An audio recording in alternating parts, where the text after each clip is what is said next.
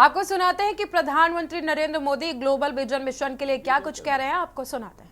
मैं बहुत बड़ा रिवॉल्यूशन ला रहा हूँ और मैं माइंडसेट बदलना चाहता हूँ। In one of the themes I think India brings to technology is that it should be available for everyone, actually lifting up those who need it the most. जब मैं दुनिया में डिजिटल डिवाइड की बात सुनता था, मैं कहता मेरे देश में मैं ऐसा कुछ नहीं होने दूंगा कि डिजिटल डिवाइड हो। और डिजिटल पब्लिक इंफ्रास्ट्रक्चर ये अपने आप में बहुत बड़ी रिक्वायरमेंट है। आज मेरे यहाँ गांवों तक मैं ये डिजिटल फैसिलिटी पहुंचाना चाहता हूँ। तो मुझे लगता है वो बहुत बड़ा टारगेट ग्रुप है। महिलाएं तुरंत नई चीज़ों को स्वीकार करती है, ये मेरा अनुभव है मेरे देश में। उनके अनुकूल कौन सी चीज़ें मैं टेक्नोलॉजी में ले जाऊंगा तो वो एकदम से एक्सेप्टेबिलिटी बनती है। मैंने एक कार्यक्रम लिया है नमो ड्रोन दीदी। इसके पीछे मेरे दो लक्ष्य हैं। एक तो मैं भारत के गांवों में 3 करोड़ महिलाओं को लखपति दीदी बनाना चाहूँ और वो भी एक गरीब परिवार से।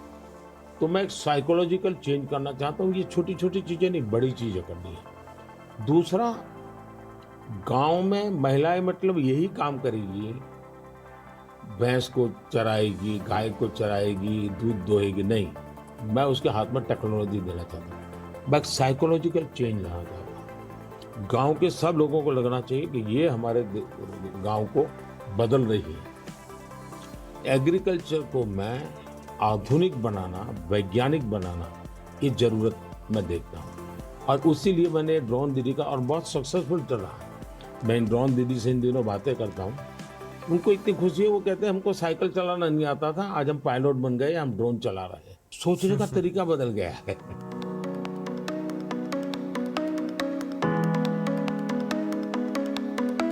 मैंने अफ्रीकन कंट्रीज के बहुत से लोगों से बात की।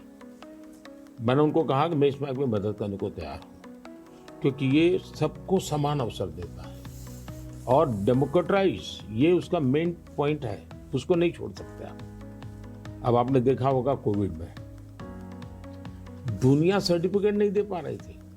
मेरे यहाँ मुझे वैक्सीन लेना है तो मैं कोविन ऐप पर जाकर के कितने डिस्टेंस पर मुझे मिलेगा, कौन सा टाइम स्लॉट मिलेगा, और मेरा सर्टिफिकेट भी मुझे within fraction of second मिल जाता था। एक को और कोविन मैंने ओपन सोर्स कर दिया था, कोई भी उसका उपयोग कर सकता है। तो ये मेरा होगा, उसका कारण डिजिटली बहुत लाभ हुआ है मेरे देश में।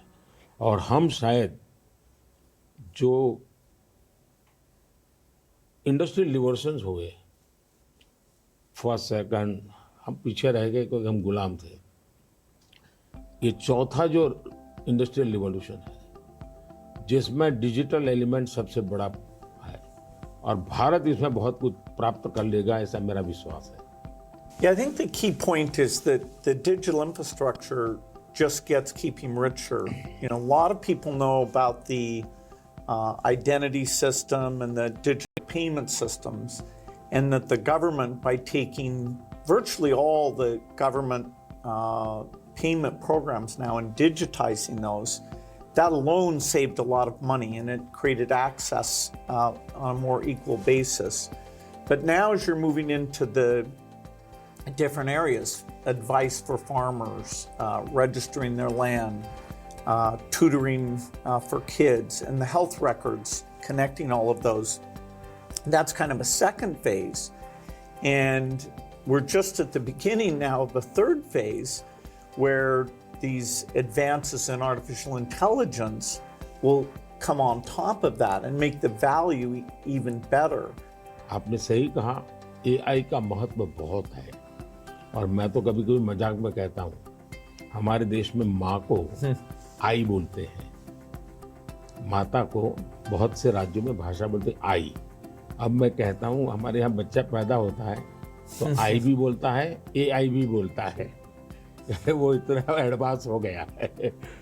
अब देखिए मैं कैसे उपयोग करता हूँ, मैं आपको बताऊँ, जिसको देखकर आपको भी खुशी होगी कि कॉमन मैन कैसे AI का उपयोग कर सकता है। जैसे मैंने G20 में AI का बहुत उपयोग किया। मेरे पूरे G20 का परिसर था, उसमें पूरा का पूरा AI का उपयोग करके सारे इंटरप्रेटर्स की व्यवस्था मैंने AI से की। मैंने मेरे सभी ड्राइवर्स को मोबाइल फ़ोन पर ऐप डाउनलोड करवा दिया। उसके साथ बैठे हुए गेस्ट उनको करवा दिया। मान लीजिए वो फ्रेंच भाषा जानते हैं तो ड्राइवर के पास ऐप में फ्रेंच की व्यवस्था थी, वो ड्राइवर के साथ फ्रेंच में बोलते थे, ड्राइवर अपनी लैंग्वेज में सुनता था, ड्राइवर अपनी लैंग्वेज में जवाब देता था। यानी ड्राइवर के साथ कम्युनिकेशन किसी भी लैंग्वेज में वो कर सकते थे। मैंने अभी एक प्रयोग किया, मैं काशी तमिल संगमम में कार्यक्रम करता हूँ, तो काशी में तमिलनाडु के लोग आए हुए थे, तमिल भाषा मैं बोल नहीं सकता हूँ, तो मैंने एआई का उपयोग किया। मैं हिंदी में बोला और सबने मेरा भाषण तमिल में सुना एआई के द्वारा। उसी I am using my NaMo app और मैं एआई का बड़ा उपयोग करता हूँ और मेरे लिए पूरे देश में बहुत काम आता है। ये मेरा फोटो बूथ है। अब आप सेल्फी ले लीजिए इस पर, take the selfie. Okay. Yes. Wow. So you can see. Wow. Not only this, since last 20 years, मेरे साथ आपके जितने भी फोटो होंगे, जितने भी मेरी फोटो होंगे 20 साल की, सारे इस पर आ जाएंगे। कभी और किसी पब्लिक फंक्शन में मान लीजिए आपका एक 1/10 पार्ट दिख रहा है, तो वो फोटो में भी अगर मैं दिखता हूँ और आपका 1/10 भी दिखता है, वो भी उसको वो रिकॉग्नाइज करके ले आता है। तो आज टेक्नोलॉजी का कैसे उपयोग हो सकता है, और मैं मानता हूँ कि इस प्रकार के प्रयोग हमें वैल्यू एडिशन करते हैं। अब पहले क्या होता था, मैं कहीं जाता था, कोई फोटो मांगता था, देते थे। आज मैं कहता हूँ भाई तुम एआई पर जाओ, मेरे नमो ऐप पर जाओ, फोटो बूथ में जाओ, खुद की सेल्फी ले लो, आपको आपके साथ मेरा जितना भी फोटो होगा कि कोने में आप खड़े होंगे तो भी मिल जाएगा। तो हमने थोड़ा रोजमर्रा की जिंदगी में लोगों की मदद करने के लिए उपयोग करना चाहिए। तो मेरी कोशिश होती है कि पहले उसको कंफर्ट लेवल देना, उसको लगना चाहिए हाँ यार ये तो मेरे काम का है। जब काम में होता है तो फिर उसको इनोवेशन करता है, वो नई चीजें जोड़ देता है। I'd love to hear your view on how India sees AI. अगर हम एआई को एक मैजिक के टूल के रूप में उपयोग करेंगे तो शायद बहुत बड़ा अन्याय हो जाएगा, या एआई का उपयोग अपने आलसीपन को